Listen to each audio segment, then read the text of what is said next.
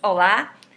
Hoje vou apresentar os principais resultados de um projeto intitulado Será o início do fim do camarão da Amazônia, Macrobrachium amazonicum?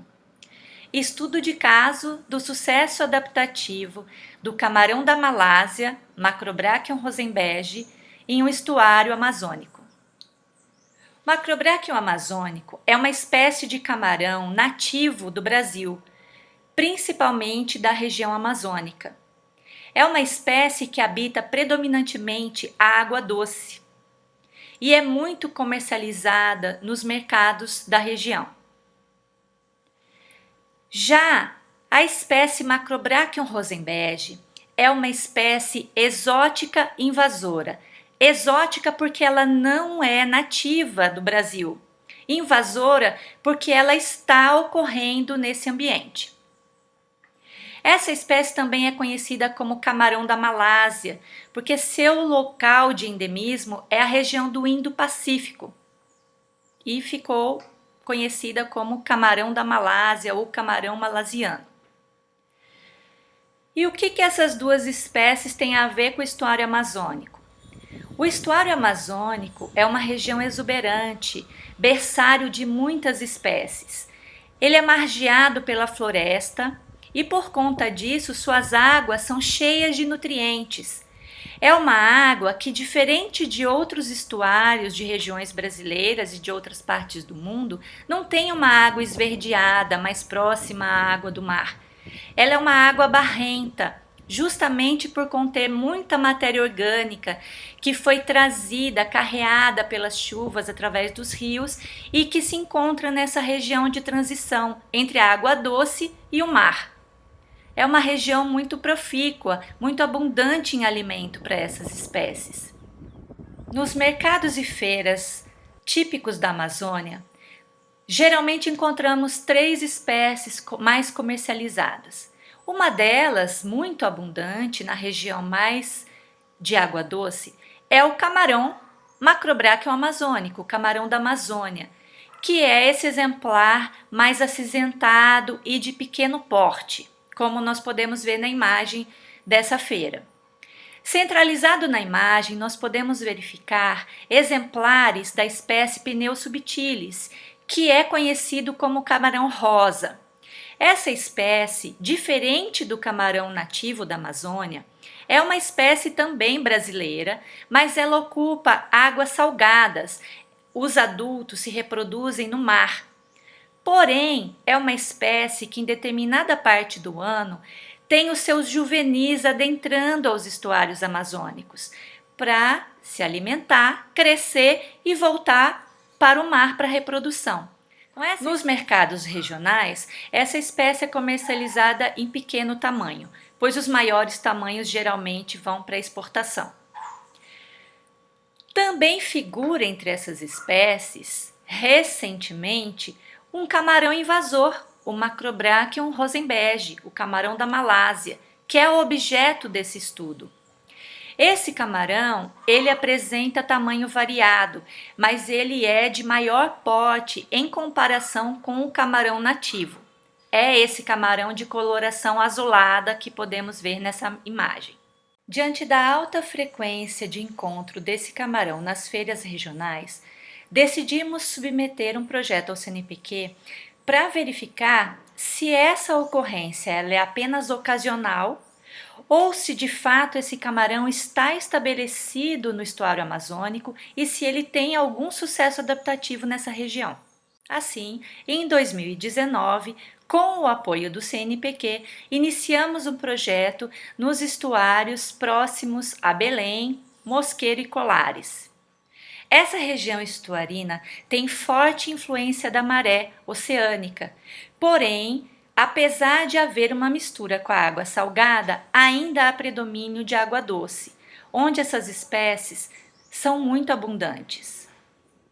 O principal objeto desse estudo foi a espécie Macrobrachium rosenbergi, esse camarão conhecido como camarão da Malásia, que para essa região é exótico e invasor. Para realizar nossos estudos, precisamos fazer uma série de medidas e análises tanto em campo no ambiente natural quanto no laboratório, para poder chegar a algumas conclusões.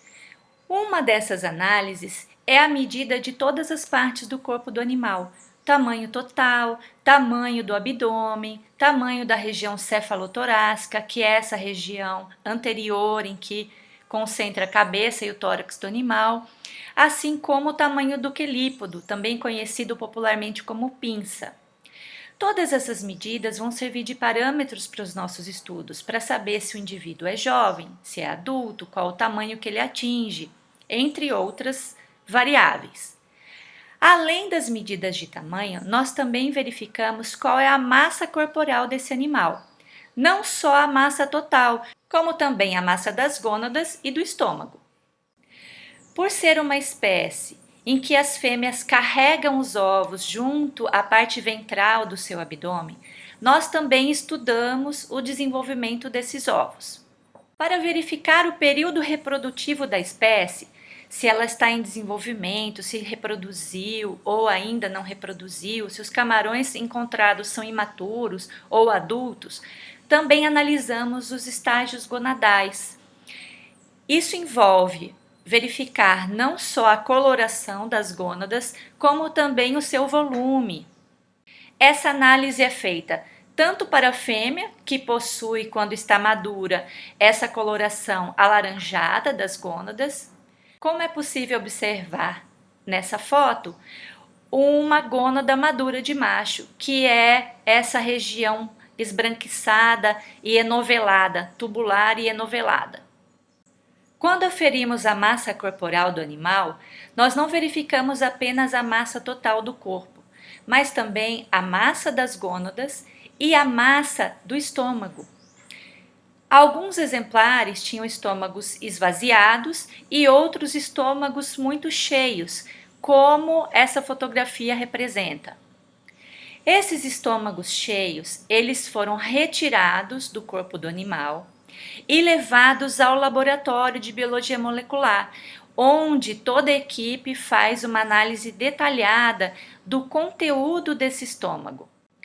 Essas amostras, elas são separadas e é feito todo um processamento dentro do laboratório de forma a separar o DNA das espécies que esse animal se alimentou. Essas análises, elas foram desenvolvidas tanto nos laboratórios da UFPA, como também foram levadas para a Universidade em Oslo, na Noruega, onde será feito o sequenciamento desse DNA e identificação das espécies que esse camarão se alimentou. Como consequência da pandemia, não foi possível concluir essa etapa do trabalho. Mas, já de volta às atividades presenciais, demos continuidade agora à pesquisa sobre a comunidade pesqueira que utiliza os camarões como subsistência. Entrevistadas as famílias, as principais conclusões a que chegamos é que é uma atividade tipicamente de subsistência para a maioria das famílias, em que elas passam a maior parte do ano, geralmente de 8 a 9 meses, vivendo exclusivamente da pesca desse recurso, do camarão estuarino amazônico. No restante dos meses, essas famílias precisam se reorganizar e desenvolver atividades de agricultura familiar para poder subsistir. Então, em geral, é uma atividade que é a principal economia de muitas famílias ribeirinhas. Em relação à faixa etária, os pescadores e pescadoras têm em torno de 21 a 60 anos. Embora os mais jovens não atuem diretamente na pesca desse camarão, eles atuam na atividade posterior, que é a atividade de beneficiamento, onde eles vão atuar na salga e no cozimento desses camarões.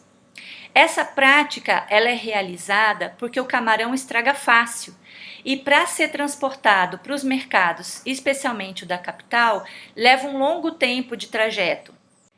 A maioria desses pescadores e pescadoras, acima de 60% deles, não tem o ensino fundamental completo.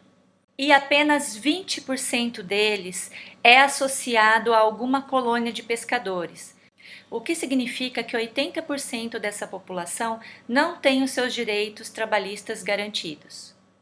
Os camarões capturados pelos pescadores são vendidos no próprio local, em sua própria comunidade. O camarão chega a ser vendido pelo dobro do preço que é comprado pelo pescador. Nosso estudo é o primeiro trabalho desenvolvido no estuário amazônico que acompanha o desenvolvimento dessa espécie exótica invasora no estuário ao longo de 3 anos. Podemos visualizar que em todos os meses nós temos toda a população presente nesse ambiente, desde os indivíduos juvenis e imaturos que ainda não se reproduziram, como também dos indivíduos adultos que já se reproduziram. Coletamos um maior número de fêmeas ovadas, fêmeas que carregavam ovos no seu abdômen. O número de fêmeas carregando ovos foi maior que o número de fêmeas sem ovos, o que significa que essa espécie está muito bem adaptada ao ambiente. Com relação à análise dos ovos, encontramos 3 estágios. O estágio que nós chamamos de inicial, que é esse em que ele é amarelinho e esférico, que ele contém bastante vitelo, bastante nutriente para que a larva se desenvolva dentro dele. Um estágio que chamamos de intermediário, que é onde podemos visualizar uma manchinha preta em cada ovo, que já é o início do desenvolvimento do olho da larva. E um estágio final em que a larva já está bem desenvolvida, pronta para sair do ovo e ele não é mais esférico e podemos ver por transparência o ovo já mais desenvolvido. Em alguns exemplares analisados em laboratório, ao manusear o ovo em estágio final, que é o estágio já próximo da eclosão em que as larvas vão ser liberadas para a água, ao manusear o ovo, essa larva já saiu, foi rompida a membrana e a larva foi liberada. Então, mostrando que a fêmea já estava pronta para ter esses ovos eclodidos. Nesse gráfico apresentamos como foi disposta a população no tempo desse projeto. Coletamos desde imaturos até adultos, machos, fêmeas e fêmeas com ovos. A partir de análises da dinâmica populacional dessa espécie invasora, concluímos que ela atinge um tamanho máximo de 45 centímetros, ela pode atingir esse tamanho, e também que ela possui um ciclo de vida curto. Ela não vive mais do que 2 anos no ambiente. Então, desde seu estágio larval até ela chegar em um indivíduo adulto, esse tempo compreende em torno de 2 anos. Diferente da população humana, que tem uma vida longa e poucos filhos. Os camarões têm uma vida curta com muitos filhotes. A fecundidade analisada nesse estudo foi bastante alta, o que significa que as fêmeas exteriorizaram muitos ovos, milhares de ovos. E a taxa encontrada foi muito similar à fecundidade das fêmeas na Malásia, com trabalhos comparando com pesquisas realizadas no Indo-Pacífico, na região onde ela é endêmica. Mais um indício de que a espécie está bem adaptada à nossa região. Por fim, consideramos que para que a comercialização do camarão nativo, regional, macrobráquio amazônico, possa ter continuidade, essas famílias continuem com a sua subsistência, nós, diferentemente do manejo que é feito para o camarão nativo, em que há um momento em que não pode ser capturado, para a espécie exótica invasora Macrobrachium rosenberg, nós recomendamos que ela possa ser capturada ao longo de todo o ano, uma vez que é uma espécie invasora e que está se reproduzindo com bastante frequência nesse ambiente. A captura para essa espécie exótica invasora deve ser liberada, uma vez que quanto mais for capturada, menos ela tem condição de se reproduzir nesse ambiente que ela já, infelizmente, está estabelecida. O que não conseguimos provar? Não sabemos qual a origem da invasão dessa espécie no estuário amazônico. Há suspeitas variadas, são hipóteses. São 3 hipóteses: de ter sido introduzida por aquariofilia, aquele indivíduo que mantém um aquário particular em sua casa e quando enjoa do animal, acaba jogando em um curso de rio mais próximo à sua casa, o que faz com que a espécie pode ser colocada no ambiente, se ela se adaptar, permanecer. Também há como um indício ser água de lastro de navio, que também não tem como ser provado nesse momento. E uma terceira possibilidade, que é o escape de tanques de cultivo. Então, na zona costeira paraense, existem algumas fazendas de cultivo dessa espécie e que há a possibilidade dela ter escapado ao ambiente natural. Mas nenhuma dessas hipóteses foi objeto de estudo desse trabalho, são só suposições, são formas como, talvez alguém pergunte, como que ela entrou aí, né? O fato é que antes desse projeto, ela era comercializada e nós não sabíamos se ela estava estabelecida ou se ela era apenas ocasional. Foi coletada em um momento, depois em outro e não está realmente adaptada ao ambiente. E com o resultado desse projeto, nós dizemos e podemos afirmar que sim, ela está bem estabelecida nessa região. E o impacto que essa espécie ocasiona nas espécies nativas ainda é pouco conhecido e é motivo, obviamente, de futuros trabalhos para poder afirmar com segurança, com embasamento científico, de que está afetando realmente a espécie nativa Macrobrachium amazônica. Com isso, eu finalizo esse breve resumo agradecendo ao CNPq pelo financiamento, pois sem esse auxílio, esse trabalho não seria possível. Obrigada e eu fico à disposição. Meu nome é Jussara Moreto Martinelli Lemos, sou professora titular da UFPA, coordenadora desse projeto com vários outros pesquisadores e estudantes que puderam ter a sua iniciação científica concluída, mestrado e até doutorado financiado por esse projeto, um ganho muito grande para a ciência. Fiquem bem e espero uma nova oportunidade de conversar com vocês.